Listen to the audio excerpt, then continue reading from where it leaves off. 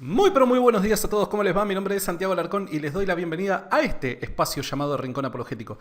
En esta oportunidad vamos a ver un extracto de una entrevista del canal de Jordi Wild, que por cierto me encantan las entrevistas que suele hacer, en donde se entrevista a un youtuber, Antonio García Villarán. Y terminan hablando de la Biblia, no solamente de algunas historias del Antiguo Testamento, sino también mencionan el caso de Jesús. ¿Realmente existió? ¿Qué les parece si vemos un extracto? Y aquellos que quieran ver la entrevista completa lo van a encontrar en un link aquí en la descripción de este video. Vamos a ver qué es lo que dicen acerca de la Biblia y de Jesús. ¿Tú qué? ¿Tú eres religioso? No, ¿qué va? ¿Eres Para agnóstico o ateo? Las dos cosas, te quiero decir, o sea... No, tú eres como yo, ¿no? Agnóstico con casi tendencia atea. Sí, claro. E incluso yo no dudo de que Cristo en sí como persona pudo haber existido también, o sea, sí, porque le pregunté a Dani, ¿no? Esto una vez que hablamos, y digo, pero a ver, dime pruebas. Hombre, dice, es que están los libros. Digo, ¿cuántos libros? Dice, 4. Lo de los 4. Digo, ¿4? 4 nada más, que hablan de Jesús. 4 reconocidos, los demás pueden ser falsos. Digo, ¿y quién ha dicho que esos 4 libros son reales? Ah, lo ha dicho la Iglesia, ¿sabes? O sea, entonces las 1001 noches, pues a lo mejor... A ver, hasta acá nada más. Quisiera hacer mención a alguna de las cosas que está diciendo. No conozco la charla que ha tenido SM Dani con Antonio. Seguramente debe estar muy pero muy buena. Dudo que esa haya sido sinceramente la respuesta. Pero más allá de eso, luego la buscaré. Quiero centrarme en esto que acaba de afirmar Antonio. No hay suficientes pruebas. ¿Y quién es aquel que le adjudica cierta autoridad o confiabilidad a estos 4 libros, los cuales son los 4 evangelios, para creer que hacen afirmaciones históricas? Bueno, primero, no hay solamente 4 fuentes que nos hablen del Jesús histórico. Podríamos hacer una gran lista de aquellas fuentes que dentro de los primeros 80 años, luego de la muerte de Jesús, lo mencionan y pueden llegar a ser tomados como fuentes independientes. Por nombrar algunas, tenemos los 4 evangelios, tenemos las epístolas que forman parte del Nuevo Testamento, y hay veces que la gente dice, pero estás citando la Biblia. No. A ver, en un análisis histórico no estoy citando la Biblia como un libro solamente religioso o al que yo presupongo que debe de ser verdad, dado que yo creo de antemano que es inspiración de Dios. No, estoy tratando de hacer un análisis objetivo. Todo aquel que al menos ha revisado la Wikipedia con respecto al Nuevo Testamento, sabrá que el Nuevo Testamento originalmente no se escribió como un libro, se escribió como 27 documentos independientes, en su gran mayoría escritos por distintos autores en el primer siglo. Ahora, cuando hablamos del Jesús histórico, cuando tratamos de meternos en la cuestión netamente histórica, estos documentos deben de citarse como fuentes independientes. Entonces tenemos los 4 evangelios, tenemos varias epístolas. Tanto Pablo como Pedro mencionan a Jesús como un sujeto que ha vivido en el pasado. No solamente tenemos ellos, tenemos también personas que no han sido cristianas. El caso de Josefo, el caso de Tácito. Personas que con un trasfondo judío, con un trasfondo romano y sin ningún tipo de afinidad con la fe cristiana, afirman que Jesús ha existido, ha vivido a mediados del siglo I en la región de Judea. Y no solamente eso, tenemos a los padres apostólicos, quien por tradición heredan, y cuando hablo de tradición no estoy hablando en el sentido en el que nosotros podemos llegar a imaginar en el siglo XXI, ¿se entiende? Cuando vos decís, bueno, te tenés que remontar a un pasado y es como que perdés la línea que transmitió dicha tradición. Cuando hablamos de padres apostólicos estamos hablando de ciertos sujetos que eran discípulos directos de aquellos que han caminado con Jesús, y que esto se puede demostrar. Por ende, hay múltiples fuentes independientes y no solamente cristianas dentro de los primeros 80 años posterior a la muerte de Jesús que nos hablan del Jesús histórico. Por ende, hoy por hoy, entre los historiadores, esto ya no es tema de discusión, es la verdad. Puede haber algún que otro loco, siempre hay alguno navegando contra la corriente y demás, que simplemente por querer alcanzar un cierto protagonismo puede llegar a afirmar algo distinto, pero no. Esto en la academia no se discute. Jesús, sin lugar a dudas, ha existido. Por otro lado, cuando dice, bueno, a ver, ¿quién le atribuye confiabilidad o qué autoridad es aquella que dice, bueno, estos 4 libros, haciendo nuevamente mención a los 4 evangelios, son libros a los que habría que prestarle atención porque son confiables históricamente hablando? Vuelvo a repetir, no creo que esa haya sido la respuesta, debo buscar la conversación, pero no es la iglesia la que dice esto, ¿está bien? Sino que hoy por hoy, siglo XXI, aplicando las herramientas historiográficas, podemos llegar a la conclusión de que los evangelios son documentos que transmiten información del pasado, que son fuentes primarias de los hechos que relatan y que son altamente confiables. O sea, son documentos escritos muy pero muy tempranamente, o sea, cercano a los hechos que están tratando de describir. No solamente eso, sino que sus autores son testigos presenciales de los hechos que aparecen detallados en los 4 evangelios. No solamente eso, sino tenemos detalles vergonzosos, y estos detalles vergonzosos en un análisis histórico hace que el documento sea más creíble. ¿Por qué? Porque alguien que busca construir una historia simplemente a beneficio personal, ciertos detalles vergonzosos que podrían poner en tela de juicio su historia no los incluiría, sería boicotearse.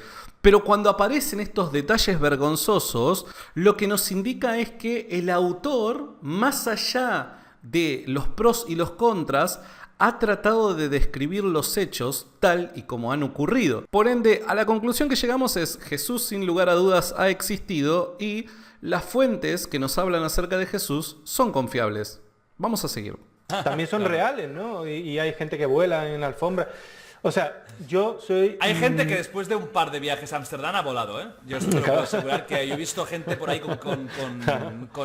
A ver, otra de las cosas que sucede es que cuando se pone en tela de juicio la confiabilidad de los evangelios, más que por una cuestión de historiografía, se lo pone por la inclusión en estos relatos de eventos milagrosos, sobrenaturales. Entonces, como hay una predisposición a rechazar todo lo que tiene que ver con lo sobrenatural, dado que somos una generación cientificista, bueno, todo aquel relato que contenga el elemento milagroso debe ser rechazado como místico, como un cuento de hadas. Ahora, eso obviamente nos llevaría a elaborar un video únicamente para hablar de los milagros, que de hecho, si así lo quieren, déjenmelo saber en los comentarios.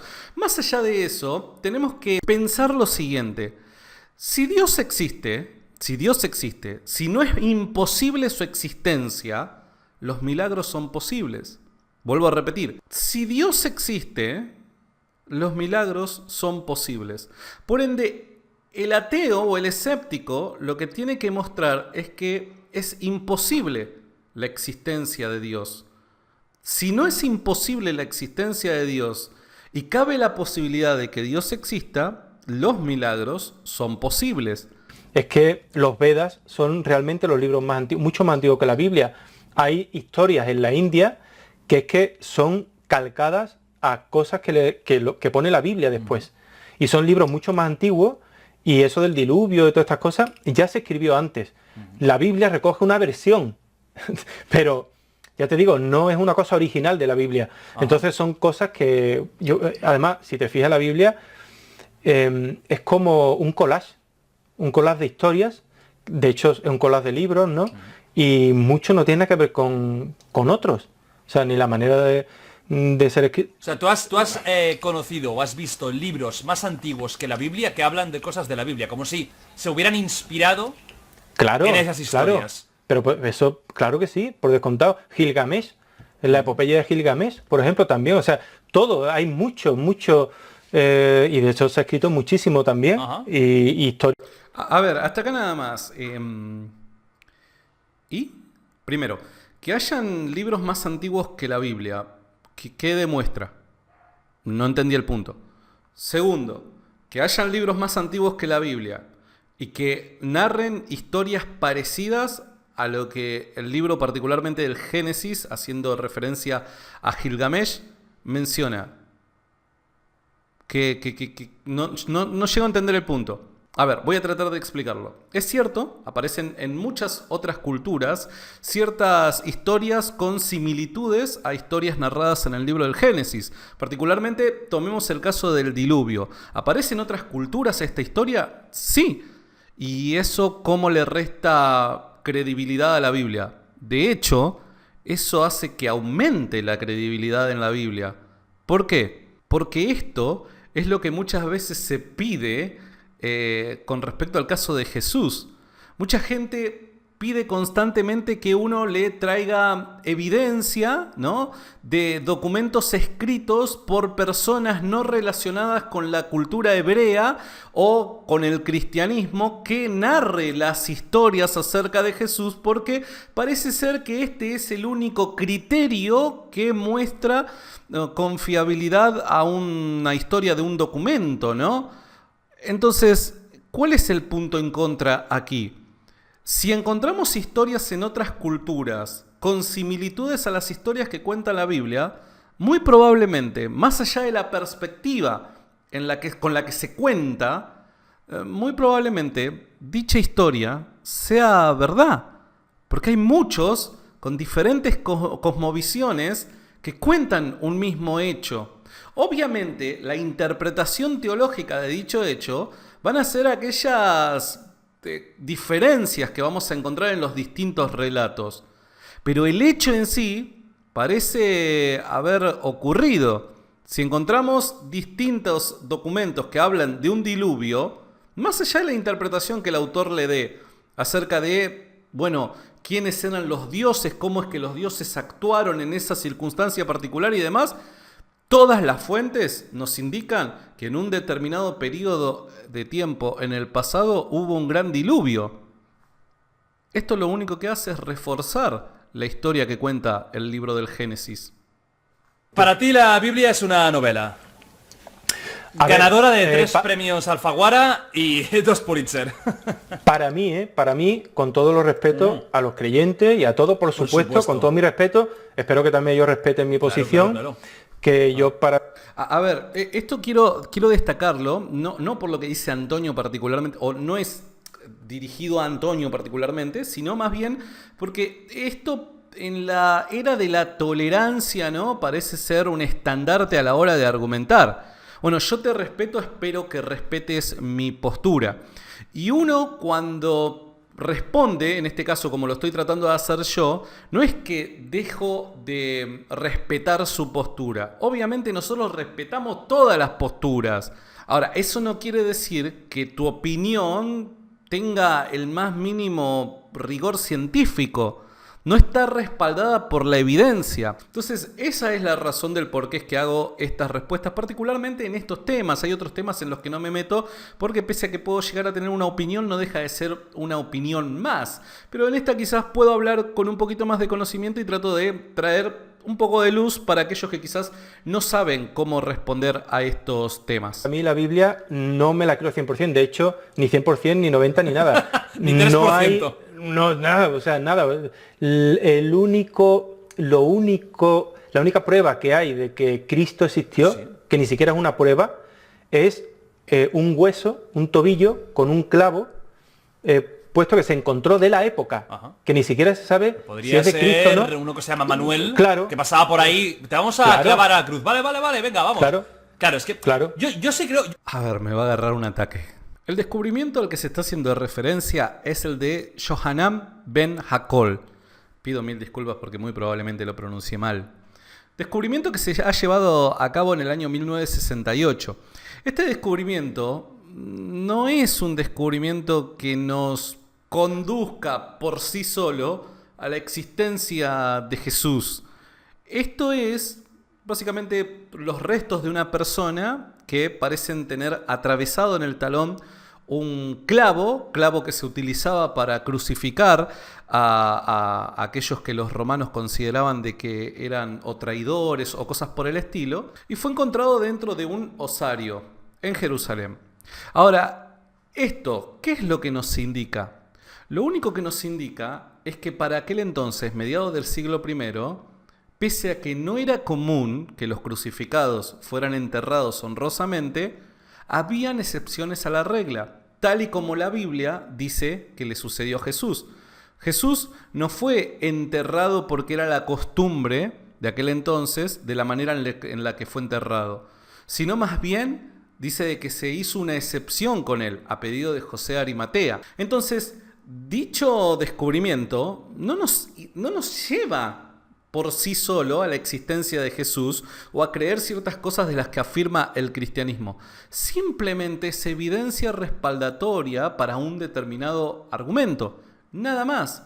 Por ende, creo que le falta quizás investigar un poco en el tema. Yo sí creo y no veo imposible que una figura tipo Jesús existiera. Que sea claro. Hijo de Dios, bueno, que me estás contando, men. Pero sí que un revolucionario de esa época, pues me lo puedo creer porque es lógico. Que crucificaron a la gente, lo puedo creer porque, mira... Sí. De hecho, crucificaron a mucha gente, eso está probado. Pero... A ver, hasta ahí nada más. Lo último, palabras de Jordi, revolucionario. Y esto suele ser una opinión de muchos. Y no termino de entender, y obviamente a esto no puedo darle una respuesta porque no termino de entender el punto. Viste que cuando vos haces una afirmación tenés que tratar de fundamentar las razones del por qué es que haces tal afirmación. Bueno, mucha gente llama a Jesús, los escépticos particularmente, revolucionario.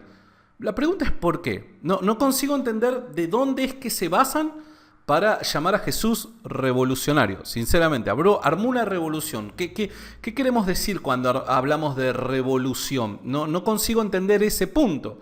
Así que nada, para todos aquellos que llaman a Jesús un revolucionario, recuerden de que deben asumir la carga de la prueba. ¿Cuál es la razón por la que lo llaman así? Esto fue todo por hoy. Mi nombre es Santiago Alarcón. Espero que les haya gustado. Sinceramente, me encanta Jordi cómo hace entrevistas. Muchas veces suelo colgarme con algunas de ellas y me topé con esta y digo, hay que darle una respuesta porque me parece que es parte de lo que hacemos. Espero que les haya gustado. Déjenmelo saber en sus comentarios y nada, denle like, compártanlo, suscríbanse y todo lo que ustedes ya saben. Dios los rebendiga. Nos vemos y será hasta la próxima. Chau, chau.